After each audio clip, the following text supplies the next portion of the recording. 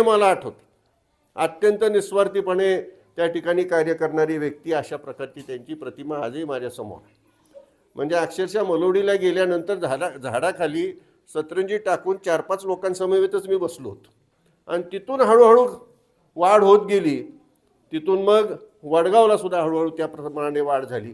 बरीचशी मंडळी आपोआप त्यानंतर बरोबर आली आणि वाढत वाढत आपण ही गावं जवळपास 100% आपल्याबरोबर गेल्या अनेक वर्षांपासून त्या ठिकाणी.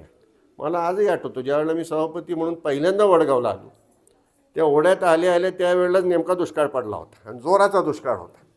त्यावेळेला काही धोंबलकोडीचं पाणी नव्हतं, नीरा देवघरचा पत्ताच नव्हता, धरणांचाच पत्ता नव्हता, तर पाण्याचा कुठून असणार. त्यावेळेला मी पाहिलं की त्या विहिरीवरती, त्या आडावरती, ओढ्यातल्या झाडावरती त्या ठिकाणी टँकरनी पाणी सोडायचं आणि तिथून तुम्ही उपसून न्यायचं, हांड्याने डोक्यावर न्यायचं. ही त्या काळातलं मी पाहिलेलं आहे. आजच्या तरुणांना हे माहीत नसेल, त्यामुळे एखाद्या वेळेला पाण्याचं महत्त्व माहीत नाही. ते बघितल्यानंतर आता या ठिकाणी काही आमच्या वडीलधाऱ्या महिला असतील, त्यांनी ते प्रत्यक्षात अनुभवलेलं आहे. डोक्यावरती हांडा आणलेला आहे. बापू सासवडला सुद्धा तीच परिस्थिती होती. रस्त्याच्या कडेला तुमचा छोटासा आड होता, त्यामध्ये पाणी सोडायचं टँकरने आणि तिथून अख्खं गाव न्यायचं. म्हणजे अशा परिस्थितीमधून हा तालुका गेलेला आहे आणि अशी परिस्थिती ह्या तालुक्यात होती, ह्याची जाणीव आज आपल्या तरुण मंडळींना ही नाही. आणि त्यामुळं वाटते की हे सगळं आपोआपच घडलं आहे.